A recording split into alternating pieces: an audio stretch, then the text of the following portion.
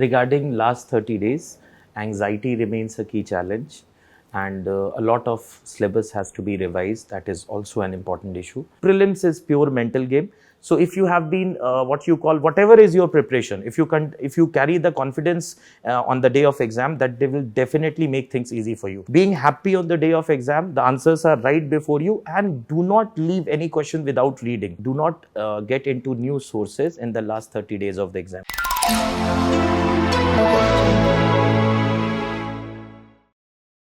Hello aspirants, welcome to Vision IAS special discussion series on Prelims 2024. With less than 30 days left for Prelims, you must be having a lot of questions and anxiety. To discuss all these aspects, we have with us Amil Hassan sir. Welcome to the discussion sir. Thank you, Pratik ji. Sir, with less than 30 days left for Prelims, what are some of the key challenges that aspirants face and what are the key advice that you give to the students? Regarding last 30 days, anxiety remains a key challenge and a lot of syllabus has to be revised. That is also an important issue. And another important perspective is that students, if they score less marks in the test series, so that gives them a sort of stress. I feel that regarding anxiety, if you have been studying for the entire year, if you will not take the pressure, have self-confidence in you, because you do understand that at the end of the day it is about self-confidence. With everything what you have done over the, you have worked so hard, so there is no need to be anxious about it. Revision one can do, one can make a chart, make a plan what all topics are to be revised, because such vast thing that you have covered, it has to be covered in a show. So a plan will work better in this way. And regarding less score in test series, so that is something within 1 month you can overcome that, because prelims is all about mind game. So that is something important. So if you have been scoring even less marks, there have been umpteen number of examples where students scoring less marks have gone through the prelims stage. Okay. Sir, effective revision plays a crucial role in this exam. Sir, what is your advice to the students in terms of revision? Should they be prioritizing their strong areas or should they be focusing on their weak areas? Regarding revision, those areas which are strong, of course, that you must revise, because there are anyways 40-50% of the question paper would be conventional. So strong areas as well as those areas where expected questions are there, where we know that more likely question. For example, if you take polity, then the parliament chapter, fundamental rights, DPSP, fundamental duties, preamble, center-state relations. There would be at least 5-6 questions from these key areas. So everything, one must understand that human beings have limits. So rather than going after everything, you must focus, if you have less time, then you can focus on those topics where without a shadow of doubt, there will be questions from those topics. So they can be more what you call specific while performing this revision. Okay. Right, sir. Sir, when it comes to current affairs, especially in the last 30 days, a lot of students have anxieties whether they should be referring to news sources in the next 30 days. What is your advice? Should they be reading newspaper in the next 30 days? No, I don't find a reason why they should read newspaper, because if you have the habit of reading newspaper, then definitely going through in the morning, that makes you quite accustomed to the habit. Otherwise, I don't think last for 30-40 days you need to read newspaper. What you have done for current affairs in the entire year, that too topic wise you can go through what all important areas, because if the question of UPSC is quite different. They don't ask which incident happened on which date or who, what. Predominantly they are asking questions which are of what you call interdisciplinary relevance. For example, something happened in Afghanistan. So next year they asked a question in geography. So basically in UPSC they don't ask about the incident directly. So you can go through topic wise, cover some current affairs, but last 30 days I don't think that newspapers should be followed. So when it comes to mock test, it also plays a crucial role for UPSC preparation.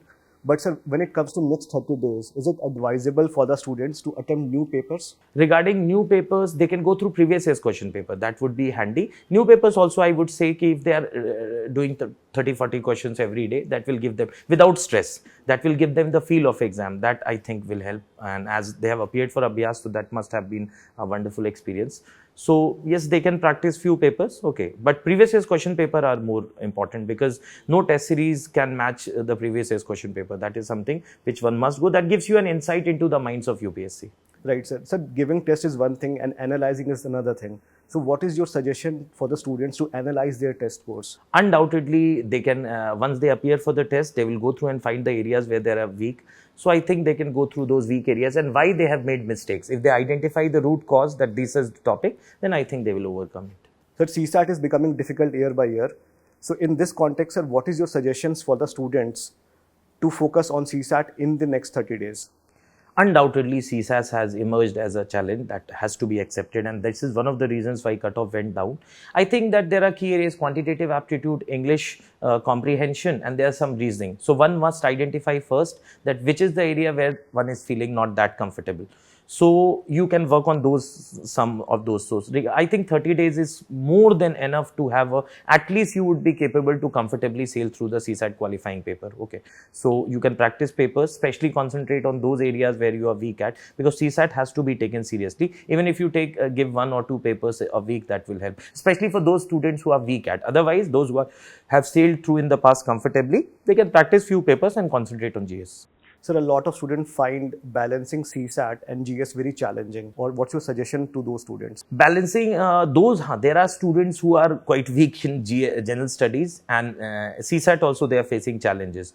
So general studies, so of course, being an honest submission would be that if they have worked for the entire year, they would be in a better position. Regarding CSAT, I think 1 month time is quite enough. Practice papers, identify the key areas where they made mistake. I feel I meet so many students, some of them are weak in English comprehension, some of them are weak in quantity. So you can concentrate more on those areas where you are quite comfortable with, because you ultimately you just need to sail through the cutoff marks, that is the qualifying marks. So I think practicing papers, some help can be taken from internet on some friend or something, some whom you can, somebody can be of some help on those chapters where you have been making mistake, because CSAT has to be taken seriously. I strongly feel that. Sir, what's your advice to the students when it comes to polity? What should be the key areas that they should be focusing in the next 30 days? Polity, as I spoke last time also, see, there will be 12 to 15 questions from polity. The students have certain limitations. Not to forget, UPSC also has certain limitations, because they cannot ask 30 questions. Okay, they will be asking 14, 15 questions. There are few, if I'll be framing the question paper, anyone who will frame the question paper has to take 1 question from some of the key chapters. So if we know that out of 15 questions, 5, 7 questions would be there from key chapters, those which I mentioned, you can go through them. Second, if I analyze the question paper of last 5 years, I will broadly divide it into 3 parts. First part, which is the conventional part, which can be addressed from any conventional textbook, Vision IAS printed material or Lakshmikant. Second part is current affairs. Current affairs is something which is what you call, which UPSC is not asking fact, but they are asking what you call, what is the, if something, for example, there is an issue related to the office of governor. So they will ask something in the constitution related to that, not specific incident, but your understanding of that topic. So current affairs, those topics, ED has been in news, CBI has been in news, governor has been in news, center-state relation has been in news, Lok Sabha elections are there, delimitation was in news, new parliament building has been constructed, there have been issues related to Article 39B and C in last few days, the judicial review, the topic of collegium. So current affairs, something has happened, just note down the key things that have happened in last 1 year and just go through the articles in the constitution related to that and what all information can be summarized. Third is conceptual part. So I'm again repeating, first UPSC will ask a conventional question that liberty of thought expression, belief, something they will add, which you can address from the conventional book. Second, current affairs linked with the constitution. This you can prepare a list of topics that have been in news and then link that with the conventional fact as well as the current affairs, something prepared. Third is concept, pure concept, which UPSC is framing a question of its own, that a constitutional government is one, or for that matter they ask the question, liberty is what you call absence of restraint or the development of oneself fully, or UPSC is framing a question that the very idea of secularism. So those questions which are concept based. Here the good point is there are only few areas where UPSC is asking conceptual question: Article 14, Article 21, Article 25, judicial review and parliament, especially lawmaking. So conceptual questions, we know that they will be asking from 14, 21, 25, parliament, especially lawmaking and judicial review. So I think other than the conventional books which are prescribed for UPSC, for these 5, 6 areas, you can read some higher literature also. You can read some standard textbook which is better than the conventional ones which are there for UPSC. So have a better understanding of Article 14, Article 21, 25, judicial review and lawmaking. One you can add, that is Article 19. So regarding the conventional things which are given in the textbook, that you will answer 5-7 questions. Next 4-5 questions would be there where current affairs will be applied. So you can make a list and go through. And third is concept based question. Those questions you will not find in any textbook, which UPSC itself has framed that question. That can only be addressed if your concept is clear. Otherwise, they will trap you. So I think for those few topics which I mentioned, one can read a standard textbook. It will hardly take. So you will address 9 to 10 questions in polity comfortably. 1 or 2 questions they will ask from nowhere, because they cannot allow students to get 200 out of 200. Like they asked a question on McBride Commission many years back. They asked a question on H.N. Sanyal Committee. They asked a question how many times X person contested the election. They asked a question related to what you call a factual question, that Contempt of Court Act has been amended how many times. So some factual questions they will say no need to worry about them, they will keep changing. But these two areas, one conventional which is given in the textbook, and second current affairs linked with the static, that has to be covered. You can easily get 10 to 11 questions out of 14-15 questions correct. Okay, that is what I can be what you call speculating about. That's wonderfully put, sir. Sir, your advice to the students for the D-Day. See, I perfectly believe that prelims is about mental game. Prelims is pure mental game. So if you have been what you call, whatever is your preparation, if you carry the confidence on the day of exam, that they will definitely make things easy for you, because there is a paucity of time. Still, I would like to mention, there have been questions, UPSC in 2021, they asked a question, what is the definition of state? And they gave 4 options. It was the easiest question in the question paper, just because the options were framed in such manner that many of the students made it incorrect. Another question they asked on Internet of Things some 7-8 years back, where a long paragraph was given and it was an easy question. So there have been so many questions where UPSC is giving a very long paragraph, which is the easiest question in the question paper. So they are not testing anything other than your mental grit. So if you carry that mental grit, so I strongly, again I say, I said last time also, if you are happy and have confidence, whatever you have studied, you will sail through. Just see that the answers are right before you, and you have one thing you can do while practicing papers. You need to get a knack of your what you call, what is the percentage of questions you are making correct, which all areas you are weak at, and that will be reflected in the prelims also. So you should have a broad idea about your strong areas. Being happy on the day of exam, the answers are right before you, and do not leave any question without reading.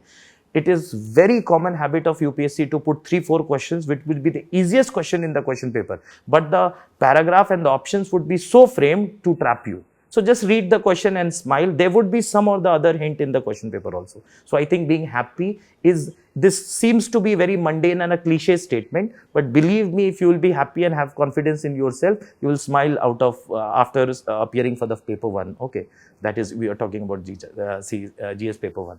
Thank you so much, sir, for your valuable advice. Thank you. Dear students, we hope that this conversation was useful to you. On that note, we wish you all the best for the upcoming prelims exam.